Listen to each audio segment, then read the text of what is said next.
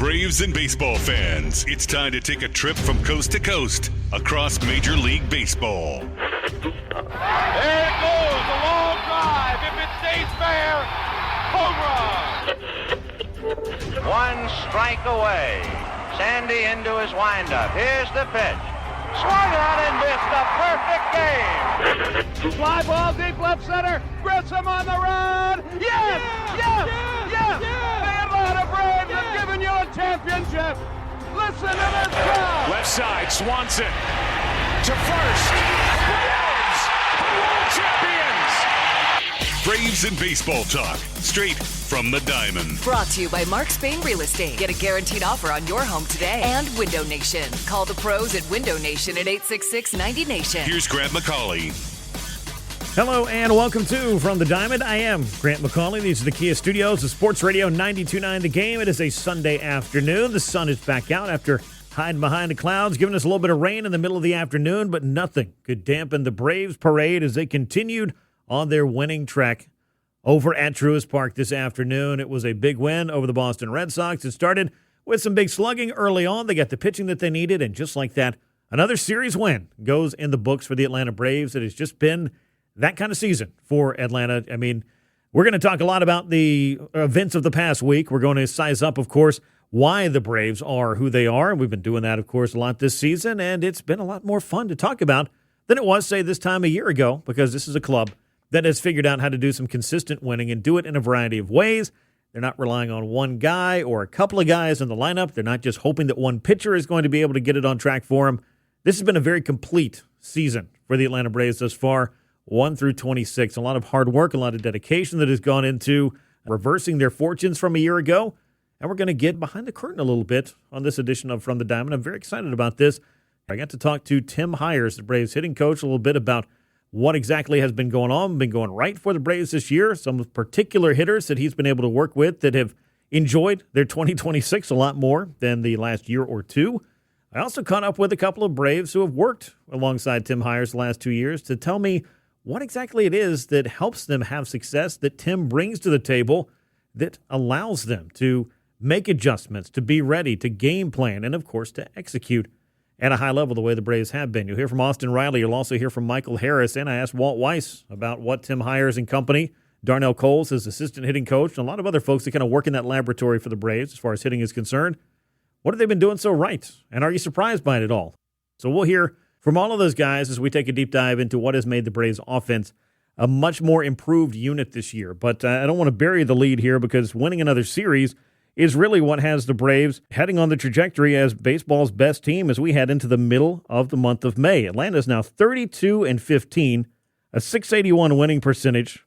They had some big tests, of course, we'll delve into on this homestand with the Chicago Cubs. Another series win for the Braves was had there. And they had that big road trip that culminated out in Los Angeles last week that we talked a little bit about on the show. That always seems to be a place where the Braves season, or at least a road trip, can go wrong. And, well, that didn't happen this time around. The momentum is maintained for the Atlanta Braves, but there is still room for improvement. And there's still the opportunity to get a little bit healthier. And we're going to talk about the health of this club on this show, because it's always a topic and will remain a topic over the course of any baseball season. You're hoping to get a little bit healthier when you got Sean Murphy back, but a week and a half into his return, a broken finger has sent him back to the injured list, and he's going to be there for what Walt Weiss told me will be a couple of months. And that's just a brutal turn of events for the Braves on a number of different fronts, from how they handle the pitching staff to how they're able to manage the workload of Drake Baldwin behind the plate, and a host of other things that, not the least of which, for Sean Murphy, all the work to get back from that hip surgery that he had a year ago is now going to have to be put on hold while he sits around and can do nothing but basically watch for a little while as he waits for that finger to heal. But for Sean Murphy, it's just the latest in a string of unfortunate events for him. I know there's a lot of folks out there that look at Sean Murphy, look at that contract, look at that trade, and maybe they don't feel so good about it. And it's not because Sean hasn't brought anything good to this club, I can assure you of that, but you got to get the guy on the field to be able to get the most out of him. And unfortunately, and this is not something that I would ever put on a player, when you end up going through some of these injuries, it just creates issues for the team that are hard to have a good plan B for, if that makes sense. But a few things that we'll dive into as we continue along on the show. But the Braves continuing their winning ways on Sunday is, of course, the big story for this weekend as Atlanta just continues to win series. and win series at a rate in which the 2025 Braves, I don't know, I'd have to start doing some math as to when exactly this year's club could surpass last year's team as far as series won. And we're talking over 162 games last year. We're talking at this point, the Braves are through 47 games, so a little more than a quarter of the way through the season, closing in on a third of the season. You got 54, 54, 54 is how that all breaks down. And that's that old adage, that Bobby Cox, I remember saying this a long time ago when I got started. You're going to win 54, you're going to lose 54. What you do in the other 54 will tell the tale of your season.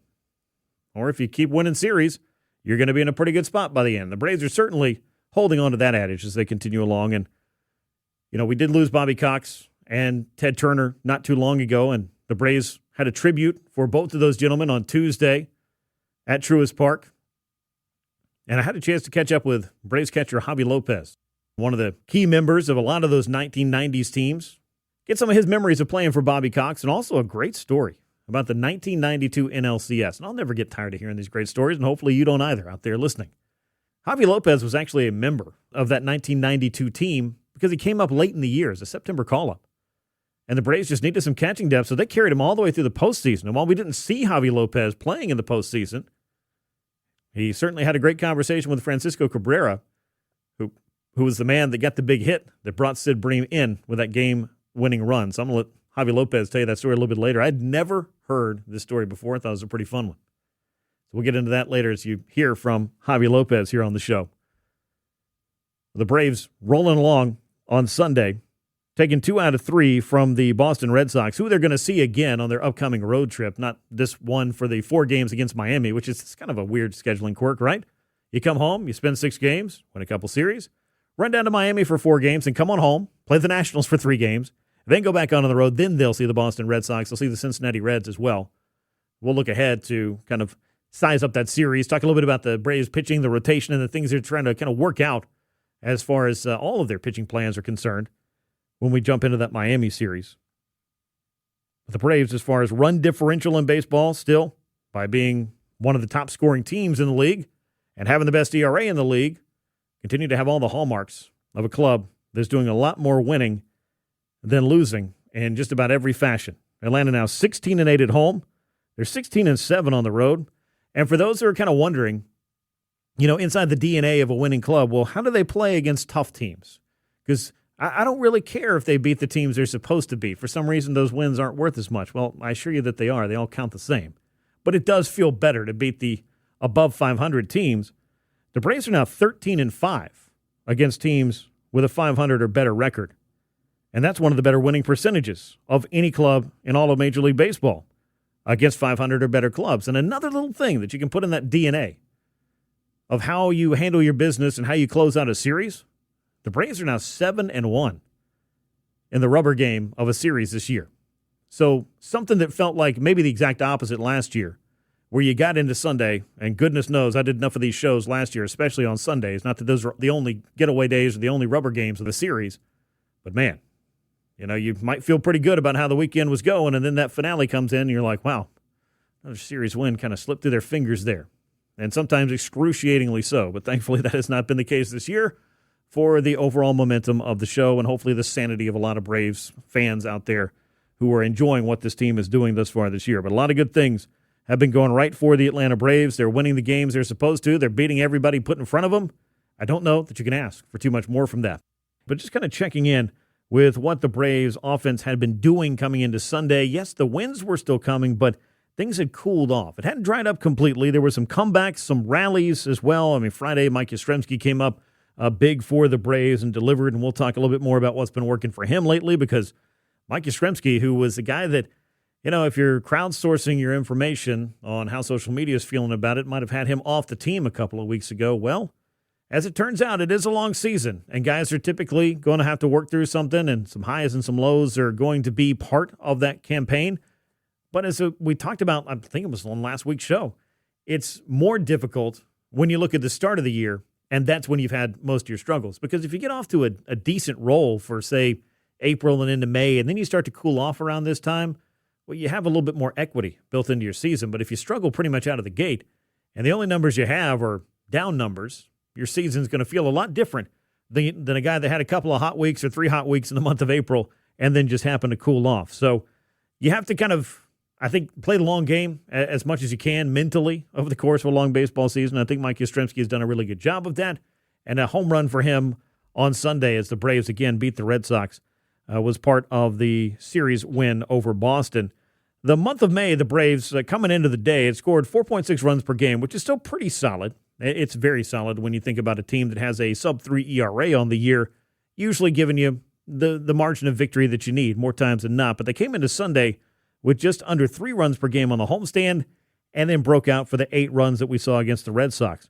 Now, Drake Baldwin continues to deliver. We saw another solo home run for him in yesterday's game. It was unfortunately in a loss, but as we'll talk about with Drake, this has just become one of the highlights of watching the Braves here in 2026 is what this guy is capable of doing. And if you looked at a Rookie of the Year candidate and thought, what's he going to do for an encore? Sign me up for it. The Drake Baldwin encore is looking pretty good here. But let's talk a little bit about Austin Riley because his season certainly got off to a slow start. His bat has been, I think, going through those highs and lows. Came into the day on Sunday hitting around 220, but starting to heat up here in the month of May. The last 2 weeks, I've seen a lot more encouraging swings and a lot more encouraging swing decisions as well from Austin Riley. And that's what I think is the thing that he's been battling with because I do a lot of call-ins, and obviously I talk a lot about the Atlanta Braves. It's kind of what I'm here to do on Sports Radio 92.9 The Game. And I've had folks ask me, like, what is it that's going on with him? When's it going to change? Well, I don't know the answer to the second one. But as much as I could tell, it was really an approach thing. And certainly there are things you want to do with your swing, and you want to have it where it needs to be as you come through the zone and where you make contact with the ball. And obviously your contact rate is mighty important as well. But I feel like with Austin, he just kind of got caught in between the wanting to kind of work some counts, be patient. But then sometimes in the midst of doing that, you end up letting that really good opportunity early, maybe in a sequence, kind of pass you by. And then you have to start looking again for something that might be what you want to swing at. Or it may not, just depending on if the pitcher was able to say, get those early strikes over. And then it puts you kind of in a defensive position, and that's just not really where you want to be mentally as a hitter as you go through it. But some better at-bats for Austin Riley, certainly here in the month of May, and some solid paces. If you're just looking at traditional run production, look, I understand when a hitter is still batting in the 220s, 230s, if that OPS is still, for a guy like Austin Riley, if it's under 800, you're a little bit concerned about it. If it's under 850, you're probably wondering, all right, when's he going to pick it up and really get that run production going? But he's got some time, some runway, if you will, to get things going. But he's still, despite the slow start this year, on pace for 25 homers and 98 runs batted in. Now, I know those are old school numbers that a lot of people look at and they're like, okay, that's fine. What's his OPS? What's his weighted runs created? What's this? What's that? I look at the StatCast pages too. What's his expected what's his expected batting average? His weighted on base average? All the other things that kind of go with it. What's his hard hit rate? Those kinds of things. It all goes in the soup. Trust me. We're putting all of it in there.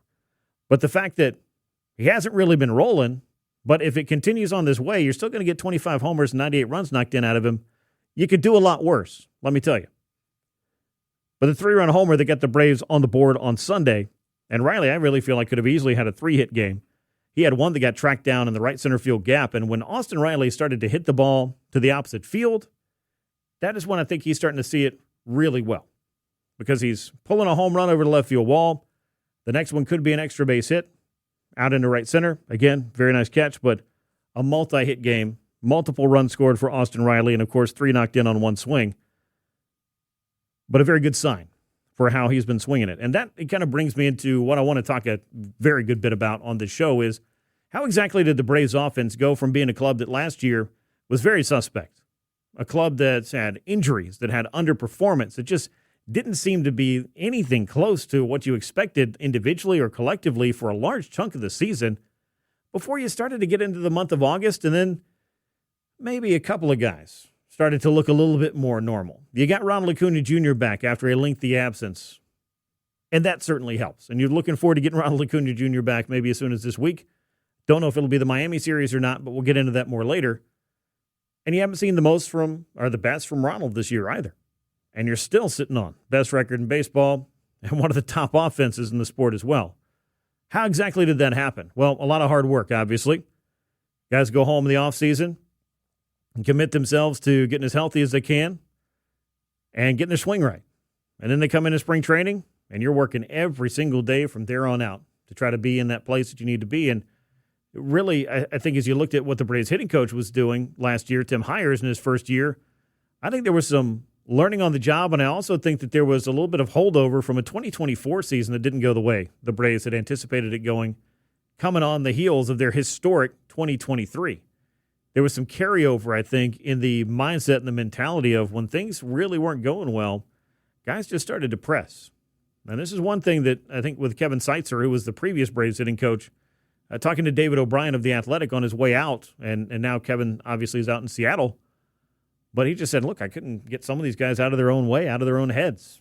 And that is a huge part of this job. So it got me curious about what is it that makes Tim Hyers qualified to help this group out, and what is it about what he's done and his assistant hitting coach, Darnell Coles, and the other guys that work on that staff, what is it these guys have done to help elevate this offense in 2026 to one of the best in baseball? So I figured, let me ask a couple of guys, and we'll start with Austin Riley, who shared a little bit about what it's been like working with Tim Hyers and what he brings to the table that is helping this Braves offense to succeed here in 2026. Here's my conversation with Braves third baseman Austin Riley.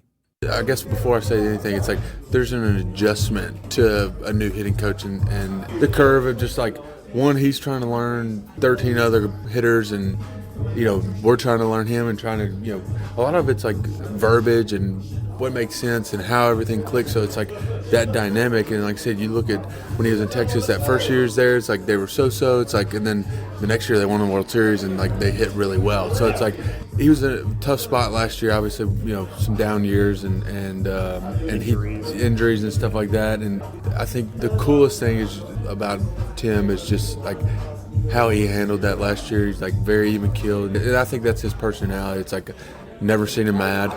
You don't ever see like the panic button hit with him, and I think that says a lot about him as a hitting coach. Because like I said, I think I would said it to you.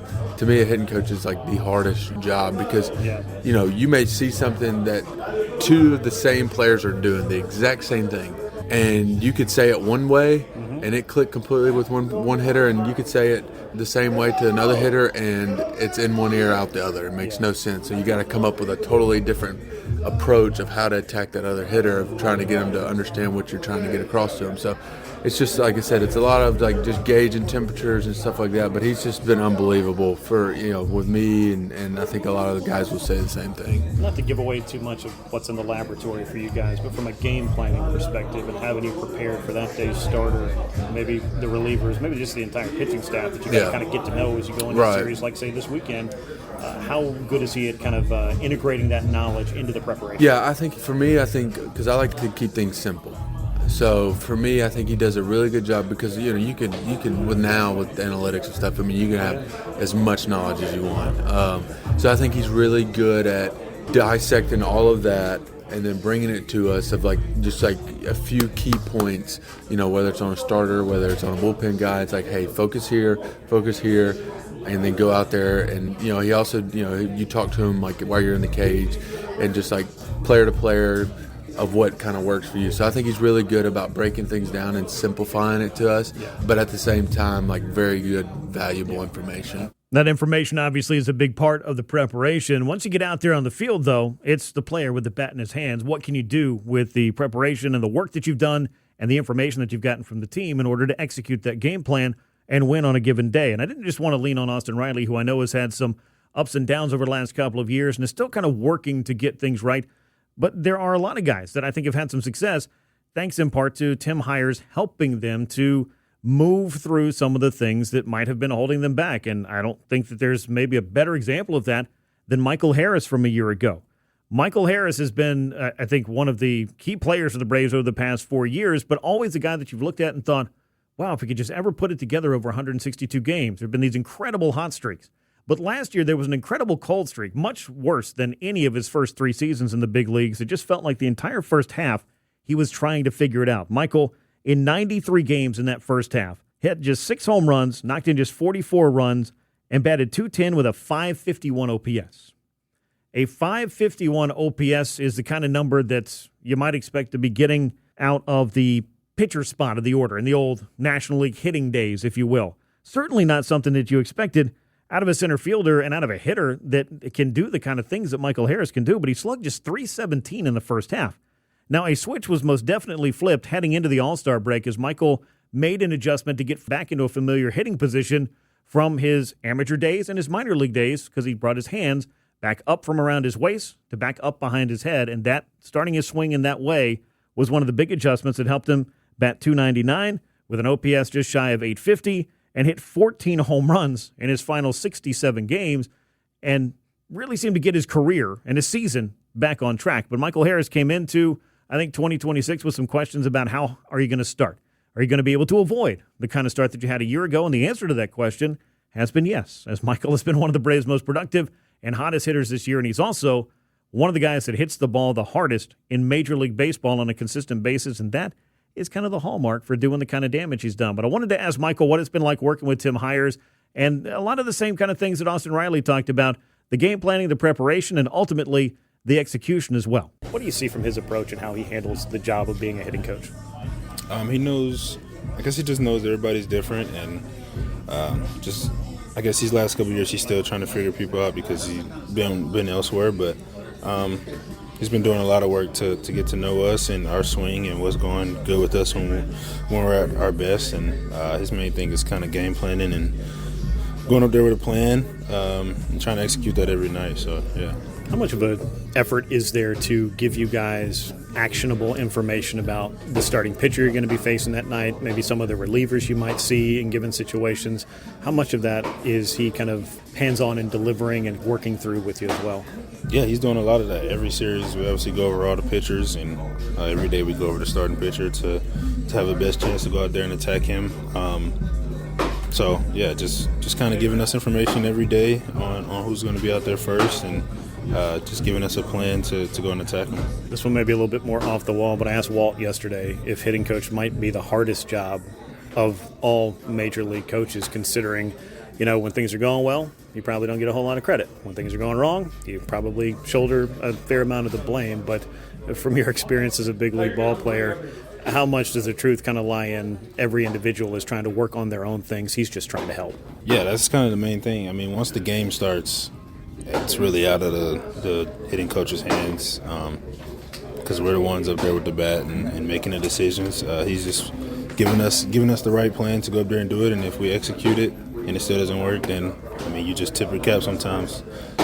Pitchers are going to make their pitches, and if you get out, obviously you're going to get out more times than you get a hit, but, yeah, it's just one of those things. You got to have a plan, and if you execute it and it works, then fine, and if you don't execute it and it still works, then you're still gonna get praise for getting a hit or getting a job done. So, it's really out of his hands once the game starts, is what I think. But yeah. And sometimes it's better to be lucky than good. It's the old baseball phrase, because you can hit the ball really hard, it can be an out. You can hit it in just the perfect spot, and you can run for days, and maybe that's the hit that wins your team the ball game. But either way, some good stuff from both of those guys about the game planning and the work that goes on behind the scenes and how Tim Hyers is helping this club to develop those plans, get that information, and have success this year at the plate. Before I even got this whole thing rolling, I was just thinking about, the differences between 2025 and 2026, offensively speaking, for the Braves. So I got curious enough to ask Braves manager Walt Weiss about that. And what Walt told me was just how difficult this job is and how happy he is to see things turning around because Tim Hyers has been here putting in the work. It's one of the tougher jobs on the staff, really. And, as we saw last year, you get blamed for a lot of things that you don't necessarily have control over. You do the best you can, and then these guys go out there and compete. But, at any point in time, you got multiple guys on a team struggling that sometimes you have to talk off the ledge or whatever it takes, but not everybody's rolling at the same time. So there's always a lot of work to do with certain guys, and you're part psychologist, and that's where I think Tim is really good. I always talk about his calm demeanor, and people say, why does he say that? Why does he talk about it? Because he brings calm to the situation. There's no panic in Tim. The information's really good. The delivery is really good. And I said that all last year. I think the world of Tim Hyers as a hitting coach, and Darnell Coles. We're lucky to have Darnell been in the game a long time. But it's not an easy job. Even when we have, our show and goes, when we show up late, everyone gets to kind of relax a little bit, not the hitting guys. They're in the cage for several hours that morning, working with all the hitters. So it's a tough job, but I've always believed in Tim, and I said that when I got this job because I was asked about him when I got this job, and I was very adamant about what I felt about Tim and how good he is, one of the best ones I've been around.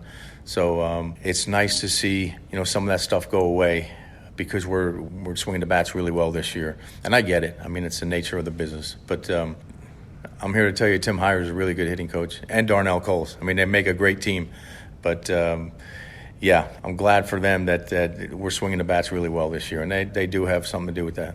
And when you put in all of that work, certainly it can help out, but when the runs aren't showing up in bunches, a lot of the eyes, a lot of the finger pointing goes to the hitting coach. Why haven't you fixed what's going on here? Why have you talked to this guy? Does this guy realize he's doing this, this, and this? And that's just the nature of observing the sport. But when you play it, it's extremely difficult in the moment to do the things that, from the outside looking in, you might think should be second nature. But I can assure you, the guys that are 60 feet 6 inches away are trying to get you out just as badly as you're trying to get the result you want in a given plate appearance. So putting all that aside, though, it was fun to catch up with Tim Hyers. And I want you to hear this conversation because as Atlanta started out last year, in his first few months on the job as a hitting coach, the Braves were 24th in Major League Baseball in runs scored in the first half last season. So if you want to look at reasons why the Braves 2025 went wrong, which, gosh, I don't know at this point that anybody necessarily wants to do that, but let me just use it for context. As they got into the second half, the Braves were routinely one of the top 5 teams in runs scored, and they finished number 6 in runs scored in the second half of Major League Baseball. So the trend started to normalize. You started to get a little bit more production from guys that you expected to, and the things here in 2026 have turned around nicely as the Braves are second in Major League Baseball in runs scored to the Washington Nationals of all teams. That is a club that may have some flaws, but Washington and some of their young hitters, they're piling up some runs thus far. They've scored 5 more runs than have the Braves at 250 through 47 games. So Atlanta averaging over 5 runs per game. You've had some very, very good things that you've seen from some hitters that certainly needed to show you that. So here's my conversation with Braves hitting coach Tim Hyers. They say, I guess, in a lot of ways, what a difference a year makes, but I think an awful lot of work goes into every single year, every single game that a baseball team plays. So as you size up this second year with this group, many of whom were here last year, went through some highs, some lows, some injuries, some different things. How would you categorize the start that the 2026 Braves is off to? Well, it's off to a good start. I think last year was a lot of learning for me, and some things. Some players had some off years, which that happens, and we had some injuries. But this year it's been healthy. The energy is great. Some guys got off to a really good start so far. Feeling good about their swings, and how that goes offensively when you have confidence. It's kind of contagious, and so they've. We have a really deep lineup and puts a lot of pressure on opposing pitchers, and I think so far that's been our strength. Yeah, I guess we can confirm hitting is indeed contagious, and the confidence that goes with it, more to the point, is definitely helpful for each one of these guys. I talked to Austin Riley a little while ago, and he talked about how difficult your job is because it's not just, hey, let me go work with one guy who might be going through something. You've got 13 different players, so I guess I'm kind of curious, how do you start to break down your day and your time so that you're able to kind of give everybody a little bit of what they need, because you may not be able to solve every problem in the course of one day or one lesson or one conversation, but ultimately, how do you break that down? Yeah, I have a lot of good help also. Darnell Coles and Eddie has been helping us in the cages also. Eddie Perez, big help. So we, throughout the day we can, help the needs of a lot of hitters. But I think that was part of last year, learning, their biases, what they like to do, how they train. When things go sideways, how do they react, how to get them back on course. So I think that was a lot of last year of trying to figure guys out and understand their makeup and how they attack the game. But that's the challenge, Sometimes it's the psychology part of the job, and then there's other times where you're just dealing with mechanics. So I think that's where the feel comes in, is you see in certain players, and a lot of times when they're going good, I want to stay out of their way. Like, don't let them think anymore. Just go out and play and have a good time.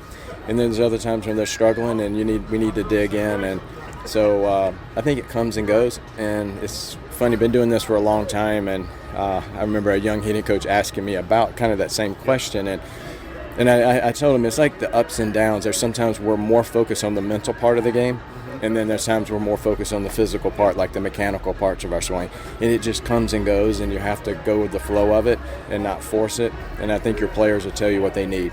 Yeah, and I think sometimes physically, like there's just not an adjustment to make. Sometimes you have to stay true to who you are and what you do, and just trust that those results over the course of a long season are going to kind of work themselves out, right? Absolutely. That was said like a hitting coach right there. So, no, that's part of it is sometimes things are okay. We just got to go play and go compete and quit thinking about the internal part and be like, it's more of the external, and it's you and the pitcher and the baseball, and be on time with it and go compete. And sometimes that's your best self instead of thinking about, where your foot's at and where your hands are at, and you kind of get caught. You get caught thinking about too much, and it slows you down and kills your athleticism. Yeah, there's a lot of different things for different guys at different times, as we were talking about. And one of the guys last year that was, I'm sure, a focus for you and obviously a focus for himself trying to get on track was Michael Harris II. We all know what he's capable of. He started to show us that toward the end of the year, but the process of getting there, he said, I was kind of afraid to start making wholesale changes. So you can get caught in a lot of in-betweens between keep doing what I'm doing and trust myself, make a change and maybe find better results. And then ultimately he did make that change. I'm sure you had some conversations with him quite a bit about that, and ultimately it seems like it's all led to some very good things for Michael from a consistency standpoint and an incredible hard hit rate this year. Unreal. He's an unreal talent. He really is, and so it's so fun to work with him and talk to him about hitting. But yeah, sometimes that is scary for a hitter to think about making a slight adjustment. But the adjustment he made, kind of maybe raising his hands just a little bit higher, but was something he did when he first started minor league baseball and hit in high school. So it wasn't a major adjustment, but it's still scary. And but credit to him, he worked through some difficult times, and then, he's reaped the rewards of that hard work. And boy, he's an incredible talent. When he gets the baseball in the strike zone, he's deadly. Yeah, no doubt about it. Now, when you look at Ozzie Albies, he's a guy that had to fight through a lot of injuries. The fact that he's been able to kind of come back, get himself back on track this year, I think is a testament to how hard he's worked to do that, but also he's a switch hitter. That, I feel like, is a rarer and rarer thing in today's game, to be effective at least at both sides of the plate. But how did you work with Ozzie to kind of get him back on track? Yeah, I think part of what you said about Ozzie, he dealt with some injuries, and I think that wrist injury played a bigger part of some of his struggles last year than he would want to acknowledge, because he's a tough guy. He's a competitor. He ain't going to give in an inch. So I think just observing, I saw last year, just his bat speed this year, being healthy and ready to go in spring training was like night and day. Yeah. Last year, my first year coming in, I didn't know the difference, man, but seeing him this year was like, whoa, I really felt the injury was coming off of that. I just don't think he was able to prepare like he did this past offseason. So that was number one. And number two is, I think when he got off to a slow start, he was pressing, and he was trying to do a lot, and he's swinging at a lot of pitches probably that he out of the zone that he probably shouldn't have. And I think you've seen this part, the first part of the year this year, he's got the ball in the strike zone a little more. He's been more confident, and we've seen what he's capable of doing.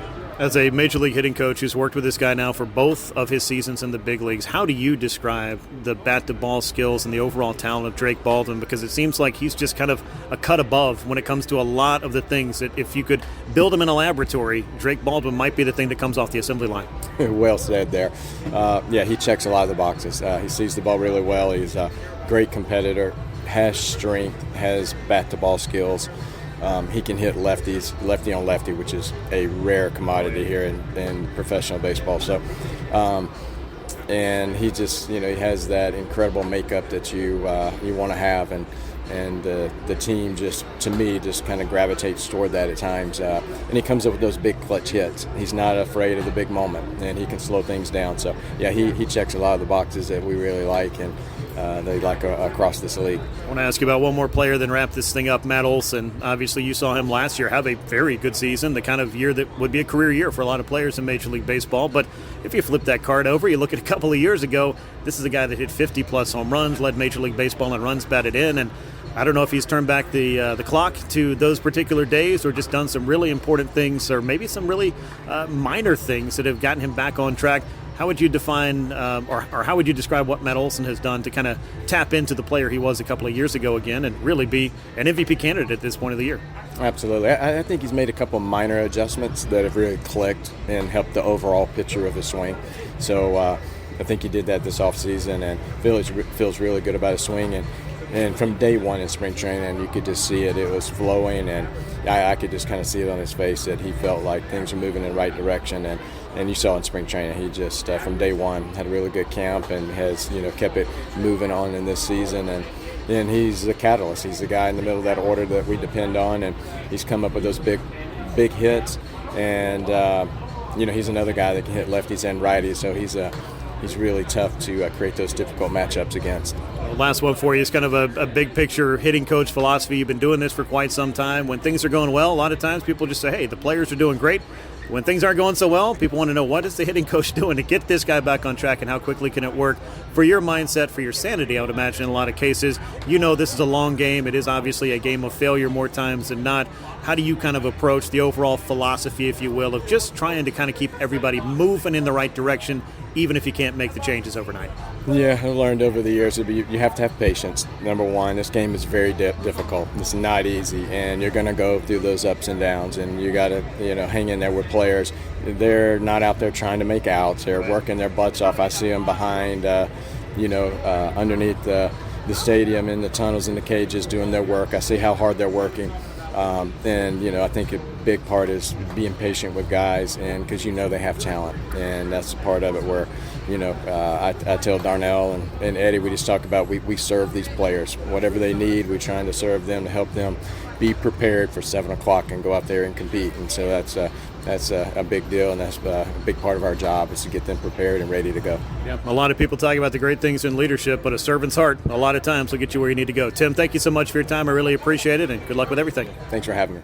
That was Braves hitting coach Tim Hyers. I think a really good conversation about some of the things for the individuals and then collectively the mindset that it takes to get yourself right and be a successful hitter at the big league level. And the Braves have been, offensively speaking, about as successful as any of the 30 teams in the game thus far. So hopefully that's a trend that will continue.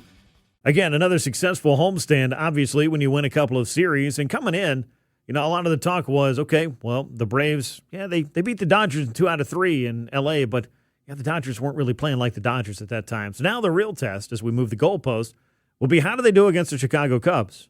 Well, the Cubs, if we want to be fair about the context of it, came in off back-to-back shutout losses and were having some serious trouble scoring runs, and the Braves were able to push a couple of comebacks to fruition to take the first couple of games of that series, had a chance to really, I think you want to get greedy. You want to think about that sweep. It's a shame that in both the Dodgers and the Cubs series, to no fault of his own, Chris Sale threw a really great game, but the Braves offense was unable to put up the runs they needed to win those games. But either way, it's hard to argue when you continue to just win series after series after series after series, and that is certainly what the Braves are doing. And they've been doing a lot of this, clearly without having some of the players that you expect to be part of this plan. We knew the injuries that came into the season with certain guys unavailable to you, and we knew that over the course of this long 162, there were going to be even more injuries, and there have been. Ronald Acuna Jr. on the injured list right now. That happened on the last road trip when he strained his hamstring in Colorado, a grade 1 strain. Acuna was eligible to come off of the injured list, I believe it was on Wednesday, but the Braves have been kind of holding off on that and may continue to hold off on that until they come back home after the 4-game series in Miami when they welcome the Washington Nationals to town a week from Friday. And it's not because Acuna has had any setbacks. In fact, I've been out at the ballpark this week and watched as he's continued to, before the game, test himself sprinting, doing base running drills. They want to see him play the outfield, Walt Weiss did say on Saturday night, before they think about activating Ronald from the injured list. And I would also say, and Mark Bowman of MLB.com pointed this out as well on Sunday after the Braves win, as far as Acuna's timetable goes, the turf in Miami, do you want to bring him right back from the injured list and put him out on that turf?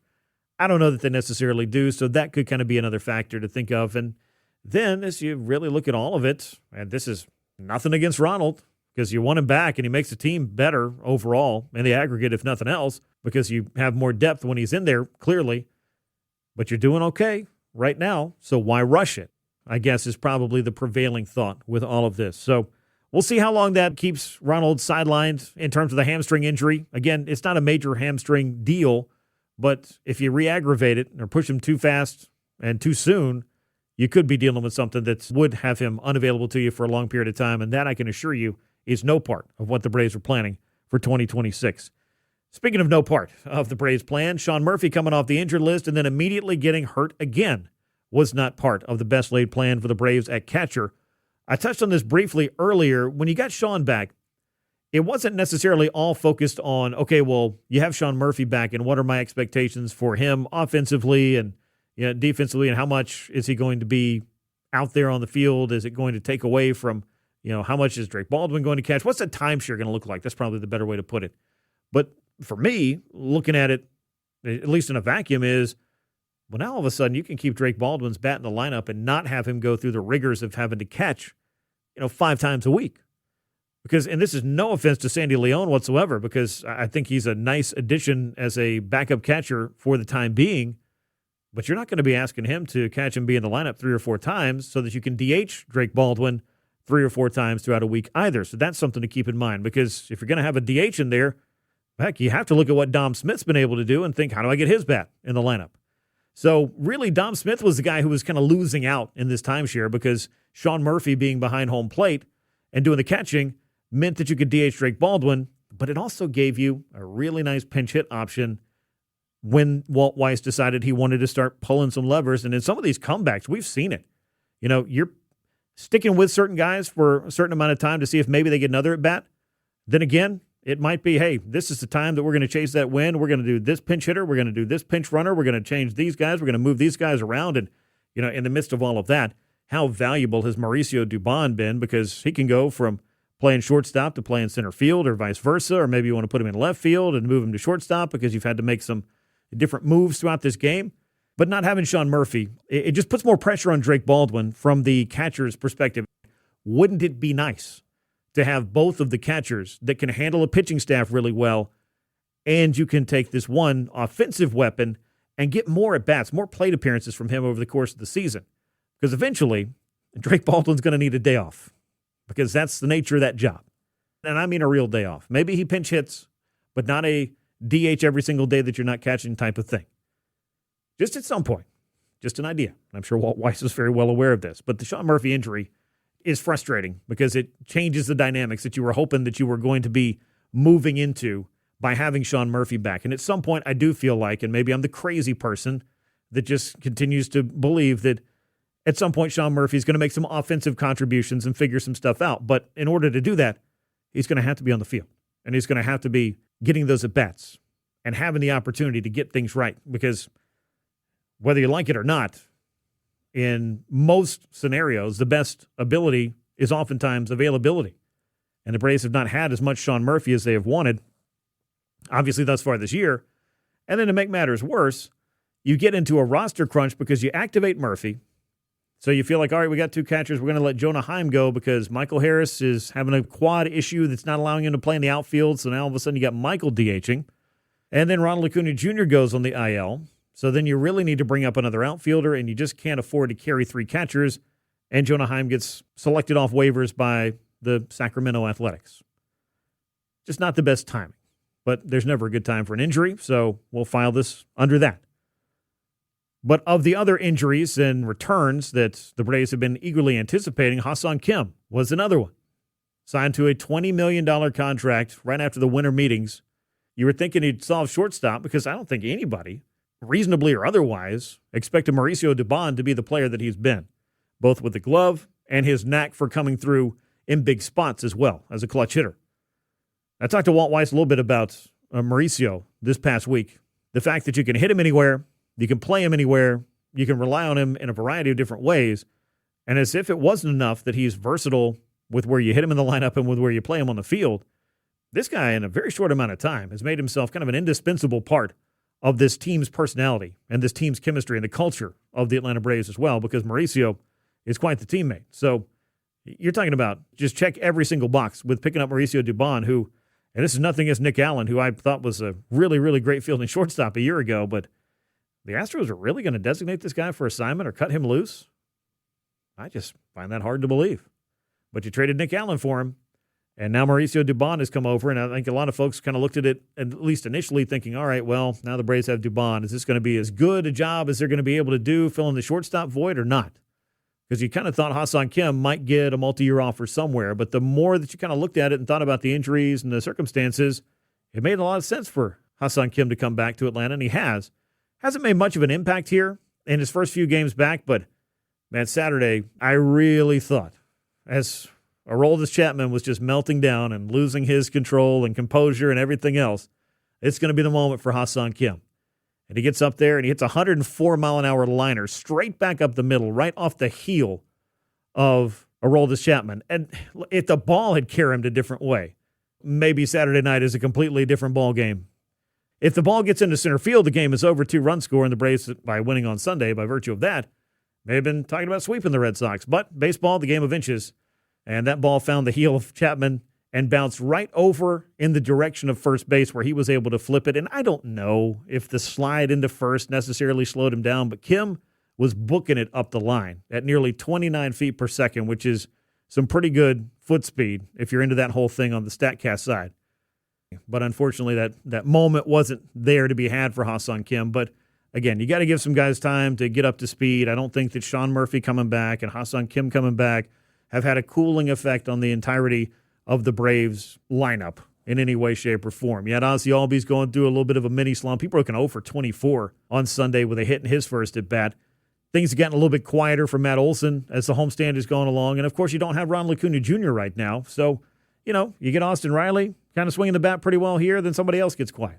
And this is kind of what we were talking about on the show. Like, you can't keep everybody rolling at all times. But when it comes to the problems offensively or otherwise for the Atlanta Braves, I think we're talking about a lot of first-world problems.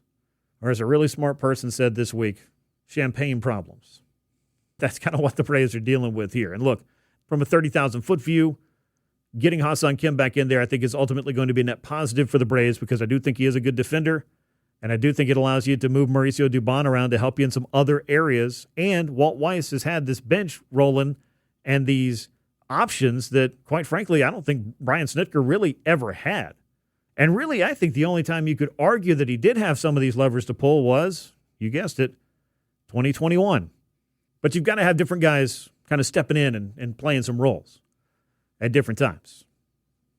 But Sunday afternoon was a good one for the Atlanta Braves. They pounded the Red Sox 8-1. Grant Holmes had a start that I think a lot of folks needed to see from him, including Grant Holmes. 6 innings, 5 hits, no runs allowed, just 1 walk, and 4 strikeouts for him. I thought he looked very good, kept the Red Sox completely off balance. Grant Holmes with a very good start. 4-game series coming up against the Marlins. We'll talk about it a little bit more later. J.R. Ritchie, then Martin Perez, Chris Sale, and Spencer Strider will be on the mound for this 4 games against the Marlins. And then, of course, they come right back home, oddly enough, for a 3-game series against the Nationals, then back out on the road where they'll play the Red Sox again, and we'll get a look at the Cincinnati Reds as well. Now, some of the other injury updates that have been going on pertain to the Braves rotation. Now, I don't think they're going to pertain anytime soon to the Braves rotation, unfortunately, but Hurston Waldrop is down in Florida. He's throwing bullpens and ramping himself up. And he is ahead of Spencer Schwellenbach, but a very good update on Spencer this week. He got clearance from doctors to begin throwing here soon. So both of those guys, I think you're looking at least another month or so, I would say, before you have really any kind of timetable to start thinking about rehab assignments or possible next steps. And I say this more so for Waldrop than Schwellenbach because the Schwellenbach situation is still kind of, it's an unknown, right? Like you kind of have to navigate through it. Clearly he had a similar elbow procedure to clean things up. But the broken elbow last year obviously was a problematic issue. So you need to see kind of what pace is best to bring back Spencer Schwellenbach. Because you'd love to have him back in there this year, and I still anticipate him pitching this year, but you got to be very careful in the way that you do it. Not that you won't be careful with every other pitcher that has to go through an injury, but with Schwellenbach, I think there's a little bit more cause for caution that may not have existed with some of the other more what I would call traditional pitching injuries. Like, if you're dealing with just I say normal elbow thing, but a more minor procedure, sure. But when it's a minor procedure after you've had kind of a major issue in there, it just gives you a little bit more to think about. And I'm sure the Braves are already thinking and trying to figure that out. But some good news, to not completely ruin the good news, is that he is going to start throwing because that needed to happen here around this time to start anticipating getting him back at some point early in the second half. which would be right about just under 2 months from now. You'd be coming out of the All-Star break for baseball's second half, and it would be great to be able to get the literal and figurative shot in the arm of adding Spencer Schwellenbach back to your rotation. Hurston Waldrop also almost kind of been on that back burner, if you will, because we spent so much time talking about, okay, well, when you get Spencer Strider back. And I think a lot of Braves fans are obviously thinking about Spencer Schwellenbach in a lot the same way because of how good that kid looked over the first couple of years in the big leagues. But Hurston Waldrop very quietly over the final couple of months last year stepped into a role on the Braves rotation and was tremendous. So it'd be great to get him back. And then you can kind of start figuring out what your rotation looks like. And I know Grant Holmes had a good start on Sunday, so I don't want to throw cold water on that. But with a pitch like he has with that slider, swing and miss potential, multi-inning potential, could he help you out in the bullpen a little bit more so than, say, what you're getting right now with Didier Fuentes, who, and this is not against the way that Didier is pitching, but the Braves are kind of bringing him along in what I would describe as almost a finishing school type of usage. They're giving him opportunities to throw multiple innings because they still view him as a starter. But they're also not committing fully to him being a starter until he's really, I think, checked all the boxes he needs to be able to attack both righties and lefties with the requisite amount of weapons. Now, the 98, 99 mile an hour fastball, that'll play. But I don't know that he's got the secondaries just yet for major league left-hand hitters. And I think that's kind of something the Braves are looking to kind of finish for him and also to protect him a little bit by not having him go 2 and 3 times through an order just yet. But I think Fuentes is going to get some opportunities to make some starts. I'm interested to see when exactly they pull that lever. But if you've got Chris Sale and you've got Spencer Strider, what does it look like after that in the Braves rotation? Martin Perez has been a really, really nice find for Atlanta. And he's kind of had to bounce around. They've designated him for assignment. They've used him in relief. We saw that again on Saturday. He was supposed to start Monday's opener in Miami. Now he's going to start the Tuesday. J.R. Ritchie has stepped in and I think looked pretty good thus far in his first taste of the big leagues. But where do you fit in the Schwellenbachs and the Waldrops? And then at that point, what does that mean to Grant Holmes and what does that mean to Reynaldo Lopez? Because the more and more I kind of watch Reynaldo Lopez go through this, I know I'm not alone in thinking this. If he's going to be out in the bullpen working on stuff, obviously that could help him figure some things out. But unless or until he's able to find the 2 to 3 miles an hour of missing fastball velocity, I just don't know that you're bringing him back into the rotation anytime soon. And I would have kind of thought that he would find it out of the bullpen. He was throwing 95, I think, on, Saturday when he came in, his most recent appearance. But not necessarily looking overpowering this year and just looking like he's had some things to still sort out. But if you've got Didier Fuentes going through this whole process of they're trying to be very judicious about when they use him, but they're also trying to be very judicious about where they use Reynaldo Lopez, you end up in situations like you did on Saturday where Bryce Elder, who was pitching a great game, goes back out for the 8th, got the first couple of outs, gives up a double. I heard Walt Weiss explain this, and I 100% agree with it. You weren't going to have Bryce Elder go any further in that game than Wilson Contreras. Unfortunately, Wilson Contreras, it was cap-tipping time because he went down and got a slider well below the zone and hit it over the left field wall for a go-ahead home run and spoiled an otherwise really fantastic outing from Bryce Elder. And 8 innings of 3 runs, you can sign me up for that most days because that should win you a game most days. And that's just a continuation of how good Bryce Elder has been. But one mistake there, if you want to call it that, was costly. And you were in that position because you've leaned a lot on your higher leverage guys, which is Raisel Iglesias, Robert Suarez, Dylan Lee, to a lesser extent, I think Tyler Kinley, who has obviously shown some cracks here over the past couple of weeks as well. But my point in all of this is you can't pitch those guys every single day. And if in your bullpen you've got a couple of other guys in Fuentes and in Reynaldo Lopez who kind of have limitations on how and when they can be used for the most part, now you're really counting on your starters to pretty much get you at least 6, if not 7 every night because you're pitching with a shorter bullpen and you're pitching with some limitations. So I'm curious to see how long the Braves are going to float along in this way before at some point you just have to kind of look at Reynaldo Lopez and say, hey, if you're going to be out here, which we're glad to have you, can you throw today and tomorrow? Can you throw today, tomorrow, skip a day, and then throw the third day? But I don't think that the Braves are ready to pull the cord and say, all right, Reynaldo Lopez, we're no longer viewing as a starting pitcher, we're viewing him as a relief pitcher. And this has nothing to do with the fact I think that Reynaldo would like to start. I think the Braves obviously value their starting pitching depth as they should, and they'd like to see him figure it out. But how long can you go through that process, I guess, is what I'm starting to wonder, and clearly I'm wondering it out loud. The Braves bullpen has been one of its strengths this year. Raisel Iglesias has been terrific. Robert Suarez has been terrific. Dylan Lee has been great as well. And there have been a lot of other guys who have made some good contributions here. But if you're looking at that way too early shopping list for the Braves at the trade deadline, I think left-handed reliever has to be up there because you really haven't gotten what you've needed to out of Aaron Bummer this year. He has really ended up in a place where I think regression has come to get him. You know, he's getting some ground balls, but not quite at the rate that he was, I think, in recent years. And he's not missing as many bats. And that's obviously an issue. And we've seen Aaron Bummer run into some bad innings this year. I don't know if he can sort that thing out. But again, you start to look at the list of how many guys do we have out here who are sorting things out, and how many guys do we have out here that are deploy as you see fit for Walt Weiss? Because that's a big part of the manager's job is what resources does he have to use and how much can he lean on them? And trust me, Walt Weiss and every other big league manager is not trying to break their best relievers in the month of May, month of June. But I'll give credit to Walt for numerous times, I'd say 5-6 times this year, that he's looked at some games and said, you know what? We got a chance to win it, so I am going to use Robert Suarez here.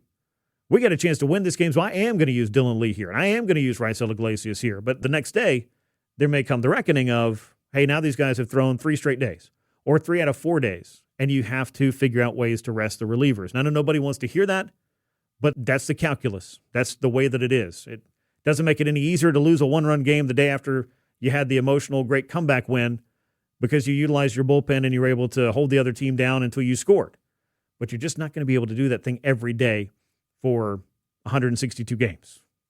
And the reason you can do it more so in the postseason, to continue this TED Talk, is that you get the travel days in between the games. So you were at least able to reset guys. And that's why you could see in the postseason a Tyler Matzik or whoever it is come in and throw, say, 4 straight games. Well, he's had 2 off days in there. And then we can also go back and look and say, okay, well, what was the cost of that for Tyler Matzik? Ultimately, I can't necessarily say that was it, but his career was never quite the same after 2021 either. But that can be true of any reliever on any day on any pitch. And that's just kind of, unfortunately, the nature of the beast as far as that's concerned. But Bryce Elder worked into the 8th inning on Saturday, now that I've said all of that. He did give up that 2-run homer to Wilson Contreras, but overall, final 7 starts last year, 2.82 ERA for Elder. First 10 starts now this year, a 2.01 ERA in 62 2/3 innings. Only Chris Sale, Chase Burns, and Christopher Sanchez have had a better run as far as ERA is concerned in the National League than Bryce Elder. And the Braves are now on a streak of 10 consecutive games of allowing 3 or fewer runs, the longest by its pitching staff since 2002. 12 games in a row. That's the franchise record. Let's see how they do in Miami. But some very different times back in the 1990s, and we were all kind of, I think, looking back and maybe going through our mental Rolodex of what our favorite memories were of some of those great Braves teams, which, of course, were managed by Bobby Cox. And, you know, the passing of Bobby, I think, is still something that maybe has a lot of fans kind of looking back and thinking about some of the best days. I called it a golden era for Braves baseball, the likes of which I don't think anybody could have possibly seen coming, especially when you consider where the Braves were in the 1980s, where it was just look toward the bottom of the National League standings, and there be the Braves, losing 95 to 100 games a year and seemingly no closer to figuring it out. But surprise, surprise, from 1986 through 1990, you had the general manager, Bobby Cox, overseeing pretty much an organizational shift in the way that they did player development. If they felt like they had a talent they could go out and get, they went out and signed that guy. They obviously had some good draft picks that you're going to get by finishing toward the bottom of the standings.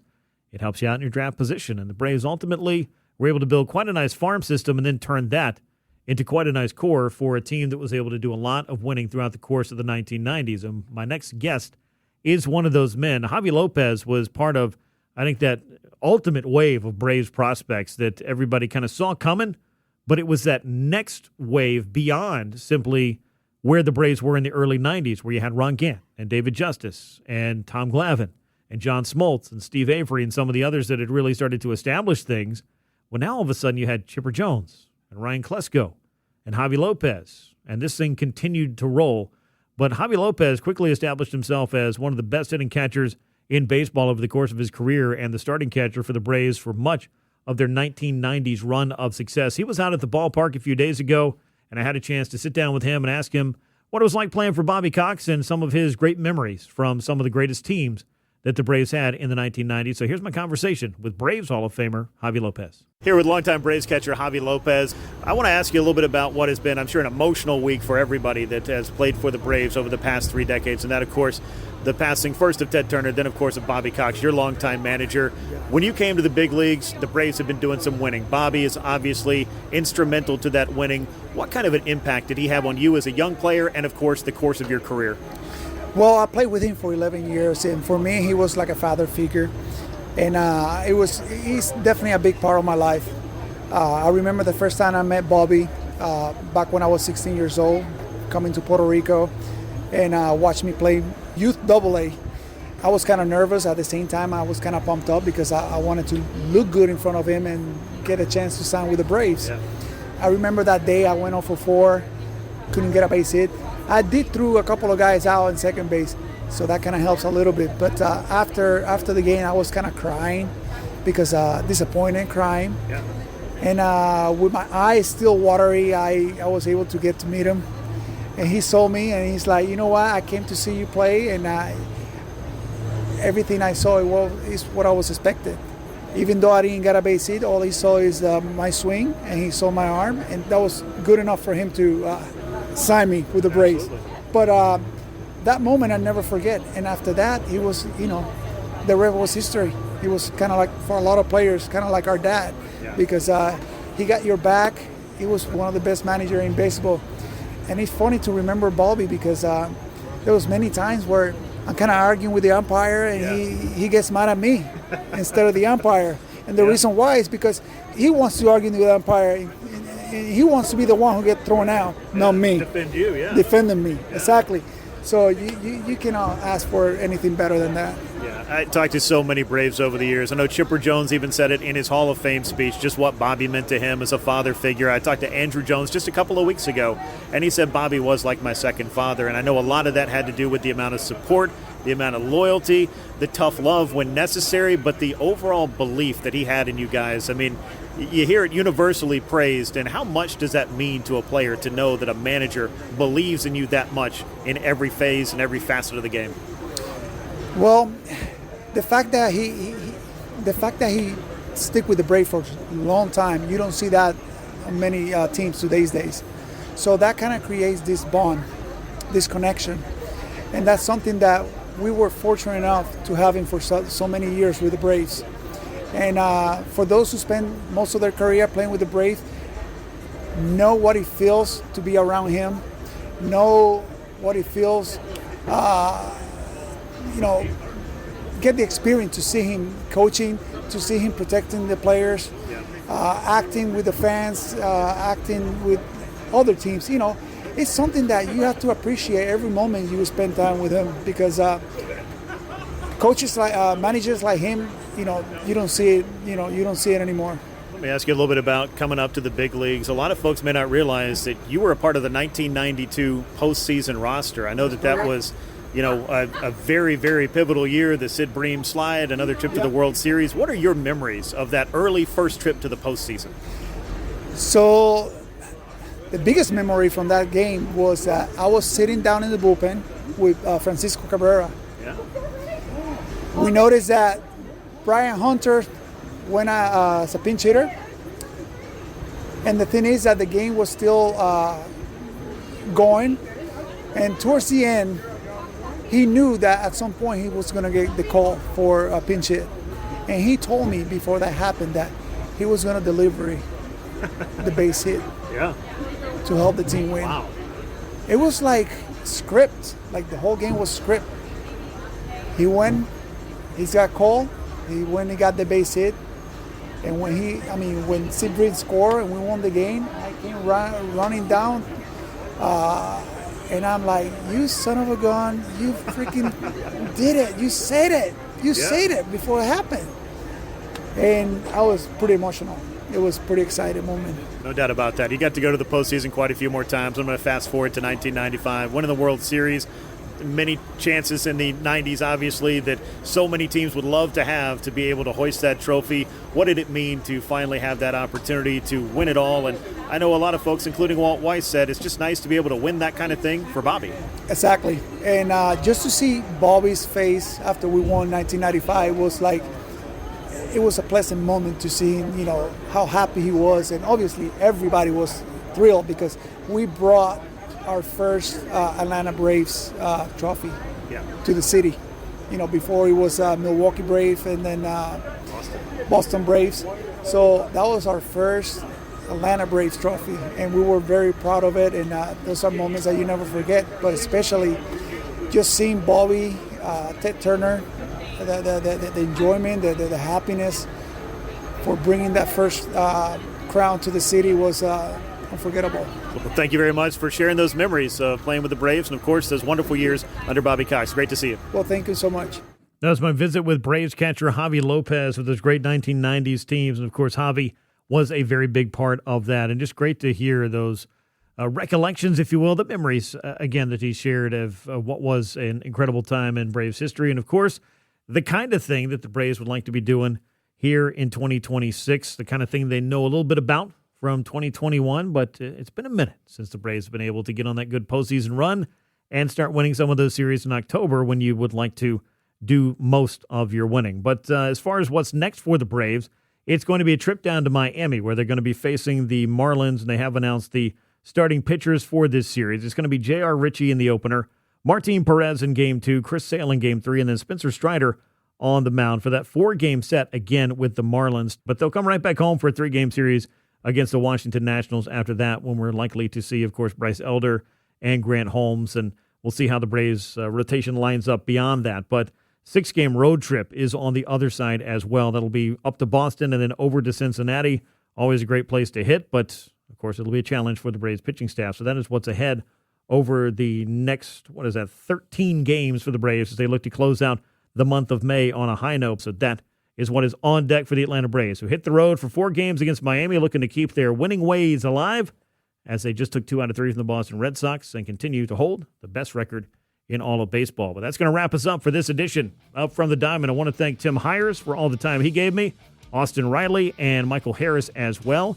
And, of course, my thanks to Braves legend Javy Lopez for sitting down with me at the ballpark this week as well. And my thanks to all of you for making From the Diamond part of your weekend, part of your baseball podcast regimen. Subscribe wherever you get your podcasts, and we'll be back 5 to 7 on Sunday here on Sports Radio 92.9 The Game for From the Diamond as well. Until then, I have been Grant McAuley. This has been From the Diamond. And until next time, so long, everybody.